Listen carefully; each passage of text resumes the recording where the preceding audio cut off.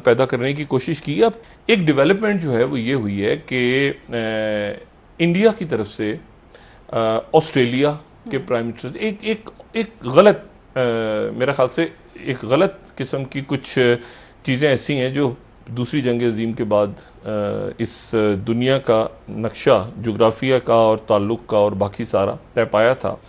और उसके नतीजे में ये हुआ कि ऑस्ट्रेलिया जो है हमारा बड़ा अच्छे उनसे ताल्लुकात हैं। ऑस्ट्रेलिया बड़ा ज़बरदस्त मुल्क है। ये इसको भी यूवल अंदेजियों ने डच सियाहों ने ही ढूंढा था। ये भी 200-300 साल पहले कोलंबस और ये जब वास्को डी गामा और ये सारे तो ये उधर पहुंच गए थे, तो डच कंपनी पहुंच गई थी, उनको वो जजीरा मिल गया बड़ा सा, और बड़ा सा जजीरा मिला उसका, तो उसका नाम उन्होंने रखा न्यू हॉलैंड। ये न्यू हॉलैंड था। कई सालों तक ऑस्ट्रेलिया न्यू हॉलैंड कहलाता था। अब ऑस्ट्रेलिया के जो प्राइम मिनिस्टर हैं उनकी मोदी साहब से मुलाकात होनी थी। मोदी साहब से मुलाकात हुई नहीं, तो वो फिर वर्चुअल ऑनलाइन उनकी गुफ्तगू हुई और उसमें उन्होंने कहा कि हम दोनों एक दूसरे से मिलते हैं। और ये सफरी पाबंदियां लगी हुई हैं कोविड के बावजूद, उसके बावजूद ये तय हुआ कि उनकी एक मुलाकात होगी। अब ये यानी दूसरी मुलाकात होगी। एक पोम्पियो की नेतन्याहू से हुई है इन दिनों में, एक ज़ल्मे खलीजात पाकिस्तान आए हैं क्योंकि अफगानिस्तान का इशू, और ये जो है ये हाई लेवल पे आपको सदर और वज़ीर आज़म के लेवल पे आपको पहली मुलाकात होती नजर आएगी। अच्छा, लेकिन उसके नतीजे में यहाँ पर खित्ते के अंदर हालात बद से बदतर होंगे अगर ये इस मुलाकात के अंदर, क्योंकि ये मुलाकात बड़ी अहम है। ये मुलाकात इसलिए अहम है कि जो ऑस्ट्रेलिया है वो ऑस्ट्रेलिया एक तो ऑस्ट्रेलिया और न्यूजीलैंड के दरमियान थोड़े से इख्तलाफात चलते रहते हैं उनके। दूसरी जो बात है वो ये ध्यान में रखें कि वो अगर ब्रेक का टाइम करीब है तो मैं ब्रेक के बाद थोड़ी सी बात करूँ। ब्रेक के बाद मैं आपको सिर्फ ये जो मैं बात कह रहा हूँ ना पाकिस्तान के हवाले से सिस्टम, उसकी वजह ये है कि जो ये ईस्टर्न ब्लॉक है पूरा, या जो इस्टेब्लिशमेंट्स दुनिया भर में जो ईस्ट की तरफ देख रही हैं, ठीक है, वो इस करंट सिस्टम के अंदर जो है वो यानी जमहूरियत के साथ साथ ये जो करंट सेटअप है, मौजूदा सेटअप, मैं इसलिए प्राइम मिनिस्टर से गुजारिश कर रहा हूं ना कि गवादर का चक्कर लगाएं, जरूर सीपैक का चक्कर लगाएं, क्योंकि चाइना के अंदर ये तासुर है।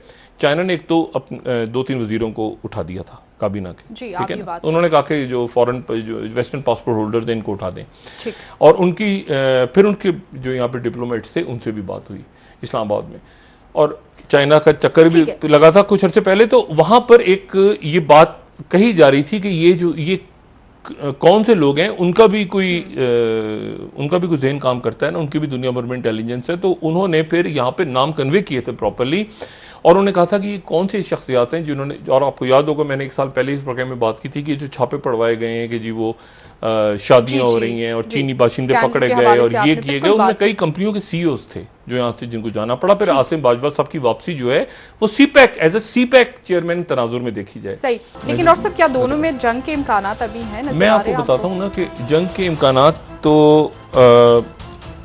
ये जो मेजर जनरल लेवल पे दोनों की, तो पाकिस्तान पे इसके जो असरात मुरतब है ना, डिस्कस इसको मैं इसलिए कर रहा हूँ, पहले मैं आपको वाज़ेह करूँ और नाज़रीन को भी, कि पाकिस्तान पे इसके बहुत बड़े, पाकिस्तान के पूरे सियासी यानी पाकिस्तान जब बना है 47 में, तो उस वक्त बरतानिया के बाद अमेरिका दुनिया में एक पावर और दूसरी पावर जो है वो सोवियत यूनियन। ठीक है, पाकिस्तान का जो सियासी ढांचा उस वक्त से है, यानी लियाकत अली खान साहब के दौर से लेके वो अब तक, वो पाकिस्तान का टूवर्ड्स अमेरिका रहा है।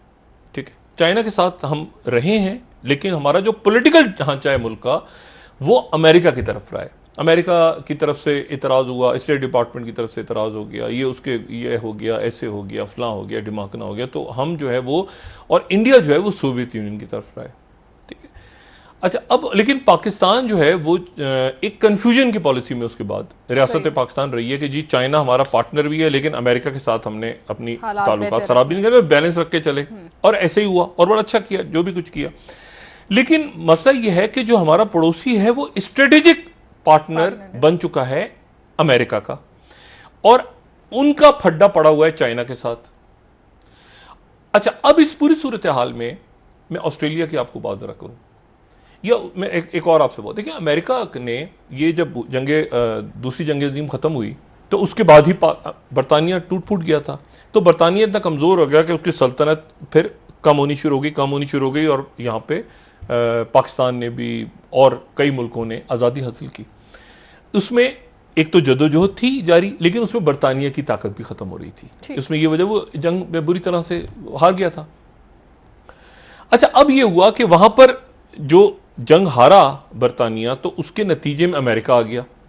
अमेरिका जो था उसने ये जो फ्रंट था जापान वाला, यहाँ पे अमेरिका ने उसके बाद जंगें लड़ी, कोरिया की जंग लड़ी, वियतनाम की जंग लड़ी, और उसके बाद फिर ये हुआ कि उसने यहाँ पे सरमायाकारी की बहुत ज़्यादा। अच्छा, चाइना उस वक्त सो रहा था। उनका चाइना तो सवाल ही पैदा नहीं होता ना कि हमारे साथ आए, हमारे खिलाफ खड़ा हो, कभी खड़ा। अमेरिका ने यहाँ सरमायाकारी की यानी पैसा लगाया बहुत ज़्यादा, क्योंकि यहाँ पर उसने कहा कि ये जापान और ये सारे ममालिक और सिंगापुर, जापान, साउथ कोरिया, उसमें बड़ी बड़ी इन्वेस्टमेंट्स हुई अमेरिका की तरफ से, और वो बड़ी ब्रांड्स बनी दुनिया में। मतलब सिर्फ जापान जो एक बिल्कुल छोटा सा चाइना उसके सर पे आ गया है, लेकिन अगर आप सिर्फ ये देखें और कि यानी आप इस तरह से समझे कि 1970 तक चाइना की पॉलिसी अलग थी। 1970 के बाद जब किसिंजर गए और डेन जियाओपिंग की वहाँ पे उसके बाद उनका दौर शुरू होता है, वो ओपन करते हैं पूरे उस चेयरमैन माओ की हद तक तो चाइना की पॉलिसी कुछ और थी, लेकिन उसके बाद जो है वो पॉलिसी वो उनके बात खुलती है आके। अच्छा, अब डेन जियाओपिंग का दौर जो है वो कहते हैं पूरी की पूरी, और अगर किसी ने उनको पढ़ना हो तो वो एजरी वोगल की जो किताब है उनके ऊपर, वो किताब मैं सजेस्ट करूंगा कि वो डेन जियाओपिंग के ऊपर पढ़ें, और वो आपको अंदाजा होगा कि वो यानी उनको कहते हैं कि पूरी दुनिया को उस बंदे ने कन्विंस किया है, पूरा पावरफुल पिछली सदी का वो बंदा है। जापान में क्या हुआ, चाइना खामोशी से बैठा है और अमेरिकन ने जापान के सिर्फ एक जो कि अब चाइना की तरफ चला गया है।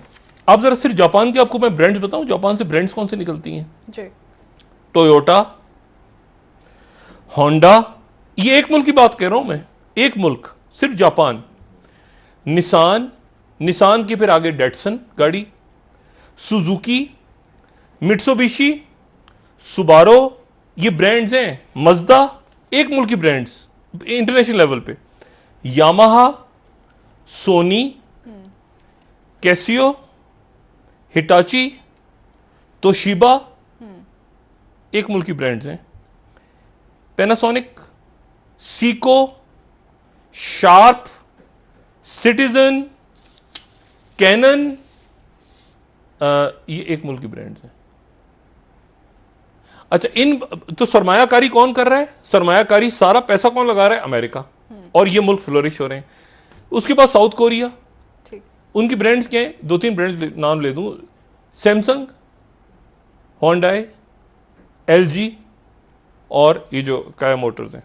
अच्छा, अब बात ये है कि, और बाकी आप छोड़ दें सिंगापुर की क्या ब्रांड्स हैं बाकी, अब यहां सारी सरमायाकारी की आके अमेरिकन ने, और अमेरिकन को इस बात का कहीं अंदाजा हो गया था कुछ साल पहले कि यहां पर एक दूसरा मुल्क जो है वो तेजी के साथ है खामोश, लेकिन वो तेजी के साथ, तो उन्होंने फिर ये इंडिया के साथ अपना मामला तय किया।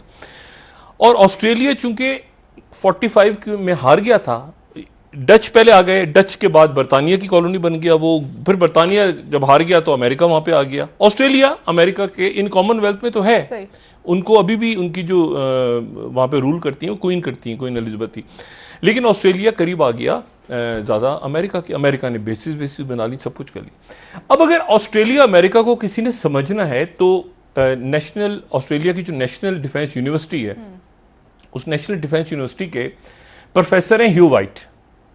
अच्छा, ह्यू वाइट अथॉरिटी हैं ऑस्ट्रेलिया की डिफेंस पे, नेशनल डिफेंस यूनिवर्सिटी के प्रोफेसर हैं, और उनकी बेशुमार किताबें उनकी आ चुकी हैं। एक उनकी जो किताब आई है पिछले साल, वो है हाउ टू डिफेंड ऑस्ट्रेलिया। अच्छा, हाउ टू डिफेंड ऑस्ट्रेलिया पढ़ने वाली किताब है, क्योंकि वो उसमें सिर्फ ऑस्ट्रेलिया की बात नहीं कर रहे, वो उसमें बात पूरे पैसिफिक की करते हैं। अच्छा, उससे पहले उनकी किताबें आई हैं, बहुत सारी किताबें हैं, लेकिन एक और उनकी चंद साल पहले किताब आई थी, और वो बड़ी मज़ेदार किताब थी उनकी, कि चाइना जो है वो उसकी शिफ्टिंग पावर, ऑस्ट्रेलिया की चॉइस क्या है? ऑस्ट्रेलिया की चॉइस बीजिंग होनी चाहिए शिफ्टिंग पावर, या होनी चाहिए वाशिंगटन?